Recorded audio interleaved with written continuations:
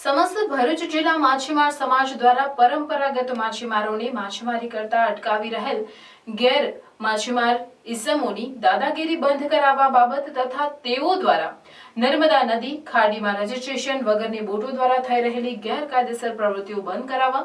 અને તેઓની રજીસ્ટ્રેશન વગરની બોટોને કસ્ટડીમાં લેવાની માંગ સાથે જિલ્લા કલેક્ટરને આવેદનપત્ર પાઠવવામાં આવ્યું હતું। સમસ્ત ભરૂચ જિલ્લા માછીમાર સમાજ દ્વારા મુખ્યમંત્રીને સંબોધેલ અને જિલ્લા કલેક્ટરને પાઠવવામાં આવેલ આવેદનપત્રમાં જણાવ્યું છે કે ભાડભૂત ગામ નજીક નર્મદા નદી ખાડીમાં ભાડભૂત ડેમનું કામ ચાલી રહ્યું છે। આ યોજનાથી ભરૂચ જિલ્લાના સ્થાનિક પરંપરાગત માછીમારોની રોજગારી છીનવાઈ જઈ રહી છે। આ યોજના શરૂ કરવામાં આવી તે પહેલાથી માછીમારોએ અવારનવાર આ અંગે રજૂઆતો કરી છે। હાલ નર્મદા નદીમાં ગેરકાયદેસર પ્રવૃત્તિ કરી રહેલા ગેર માછીમારો દ્વારા પરંપરાગત માછીમારો સાથે હથિયારો સાથે દાદાગીરી કરીને મારીને માછીમારી કરતા અટકાવવા બનાવો બની રહેલા છે અને અવારનવાર લોહિયાળ સંઘર્ષો ઊભા થઈ રહેલા છે।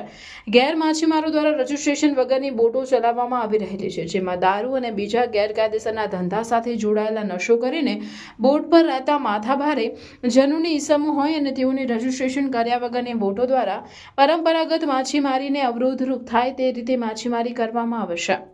ગેરકાયદેસર રીતે દારૂ, જંગલના લાકડા અને કોલસાને તેઓની રજીસ્ટ્રેશન કર્યા વગરની બોટો દ્વારા સપ્લાય કરવાના તથા પશુ પક્ષીઓની તસ્કરી સહિતના બીજા ઘણા ગેરકાયદેસરના ધંધાઓ કરી રહ્યા હોવાના આક્ષેપ કરાયા છે। રાષ્ટ્રીય સુરક્ષાને અને આંતરિક સુરક્ષાને નુકસાન પહોંચાડનારી દેશ વિરોધી ગેરકાયદેસરની પ્રવૃત્તિ ખાસ કરીને ગોલ્ડન બ્રિજથી આલિયા બેટ સુધીના નર્મદા નદી ખાડીના બંને કિનારે આવેલા ગામોમાં કેટલાક ગેર માછીમાર બુટલેગરો દ્વારા માછીમારોનો વેશ ધારણ કરીને કરવામાં આવી રહેલી છે અને પોતાની ગેરકાયદેસરની મંડળી બનાવીને ગેરકાયદેસરની પ્રવૃત્તિઓ કરવામાં આવી રહી છે અને આ ગેર માછીમારો દ્વારા નર્મદા નદી ખાડી વિસ્તારમાં હથિયારો અને ડ્રગ્સની હેરફેરનો કારોબાર ચાલતો હોવાનો પણ અમારા પરંપરાગત માછીમારો આશંકા છે। ગઈ તારીખ 4/12/2024 રોજ આવા જ બનાવમાં ધંતુરિયા બેટના ગેર માછીમારો દ્વારા તેઓની રજીસ્ટ્રેશન કર્યા વગરની બોટોમાં નશો કરેલી હાલતમાં હથિયારો લઈને ભાડભૂતથી સમની ગામ વચ્ચેના કિનારાના વિસ્તારમાં ભરૂચના પરંપરાગત માછીમારોની બોટ પર હુમલો કરેલો હતો અને 3 માછીમારોને મારીને તેમના 2 માછીમારોના માથા ફોડી નાખ્યા હોવાનું જણાવી નર્મદા નદીમાં ગેર માછીમારોનો આતંક ખૂબ વધી ગયો છે અને તેઓ દ્વારા પરંપરાગત માછીમારો ઉપર લોહિયાળ હુમલાઓ થઈ રહેલા હોય માછીમારોને સુરક્ષા પૂરી પાડવા તેમજ ગેર માછીમારોની પ્રવૃત્તિઓ અટકાવી તેઓની બોટો જપ્ત કરવાની માંગણી કરવા સાથે જો તેમ નહીં કરાય તો ઉગ્ર આંદોલનની ચીમકી ઉચ્ચારવામાં આવી છે। ને ખાસ કરીને મારી પોલીસને નમ્ર વિનંતી છે કે આ લોકોની સામે કાયદેસર પગલાં ભરે અને એ લોકો અનલીગલી બોટો જે કાયદેસરની બોટો નથી, એમની પાસે રજિસ્ટ્રેશન નથી, તો કાયદેસરની રજિસ્ટ્રેશનની બોટોને વગરની કાયદેસરની રજિસ્ટ્રેશન વગરની બોટોને જપ્ત કરે, તાત્કાલિક ધોરણ પગલે એને હું કહીને વખોડી નાખું છું કે કાયદેસર જે વગર લાયસન્સની બોટો છે તેને કાયદેસર પકડીને મત્સ્યોદ્યોગ ખાતામાં ભેગી કરે, એના તાત્કાલિક ધોરણે પગલાં લઈને આ જે અમને દાદાગીરી કરે છે, જે આ લોકોને માર્યા છે એ જ જવાબદારી રહેશે। ગઈકાલે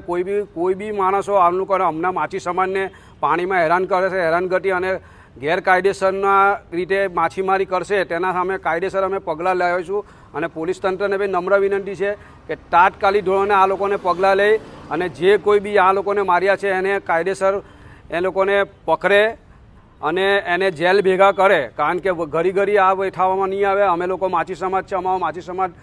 ઘણીવાર અમને અહીંયાથી કરાડા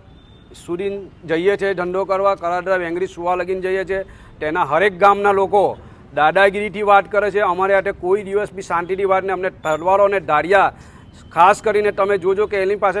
તલવારો અને ધારિયા એમની પાસે ઓલરેડી રહે જ છે અને બીજું કે એ લોકો અમને દાદાગીરી ફૂલ કરે કે અમારા ગામમાં આવવાનું નહીં, અમારા ગામ વિશે ધંધો કરવાની, તો પછી આ રીતના બધું કરવામાં આવશે તો અમારું પણ એક ગામ છે તો અમે બી અમારી સામે કાયદા વગરની એ લોકો વાત કરે છે અમારી હાથે। ને બીજું કે એ લોકો જંગલ ખાતાઓમાં બી કોલસીઓનો ધંધો કરે છે, બાવરનો ધંધો કરે છે, બાવરનો ગેરકાયદેસર ધંધો કરે છે એ લોકો, ને રાઠાને દારૂનો ધંધો કરે છે, દારૂ બી પુષ્કળ પ્રમાણમાં ઉતરે છે ત્યાંથી જ। એટલે મારી પોલીસ તંત્રને એક નમ્ર વિનંતી છે કે આ લોકોની સામે કાયદેસરનું પગલાં ભરે અને જેમ બને તેમ જેમ આ અમારા 2 વ્યક્તિઓને મારનાર વ્યક્તિઓને પોલીસ દ્વારા જેલ ભેગા કરે। જય હિન્દ। જે માછી લોકો છે જે છૂટા જાળ નાખીને પોતાનું ગુજરાન ચલાવી રહ્યા છે તેની અંદર અત્યારે હાલમાં અમુક ઈસમો છે એ જાળી નદી બંધ કરીને મતલબ જે આખી નદી રોકીને જાળ નાખીને ધંધો કરે છે એ ખરેખર અયોગ્ય છે અને ગુનાપાત્ર છે. તો તે પોલીસ તંત્રને ખાસ નમ્ર વિનંતી છે કે એના કાયદેસરની કાર્યવાહી કરવામાં આવે અને એમની પાસે રજિસ્ટ્રેશન વગરની બોટો ચલાવે છે તો એ લોકો એમનું રજિસ્ટ્રેશન ચેક કરીને જે પણ કાયદેસરની કાર્યવાહી કરવાની જરૂર પડે તો એ કેન્સલ કરાવે. અને બીજી વાત કે આ બધી તકલીફો ઊભું થવાનું મુખ્ય કારણ એ જ છે કે અત્યારે જે ભારભૂત બેરેજ બની રહેલો છે હોય અને ભારભૂત બેરેજના કારણે નદીમાં જે માછીમારી કરવા માટેની જગ્યા છે તે ખૂટતી જણાય છે. હાલની અંદર જે ડેમ બંને બાજુથી 400 મીટરથી એની વધારે આગળ વધી રહ્યો છે અને જે માછી લોકો પરંપરાગત રીતે માછીમારી કરતા હોય તો એમને એ જગ્યા ઓછી પડતી જણાય ને આ બધે નું થવાનું મુખ્ય કારણ ભારભૂત બેરેજ જ છે. તો જે માછીમારો છે ભારભૂત અને ભરૂચના અસરગ્રસ્ત માછીમારો એમની જે માંગ ચાલી રહી છે સરકારની અંદર તે તુરંત જ પૂરી કરવામાં આવે જેથી આ બધા પ્રોબ્લેમનું સમાધાન થાય અને એ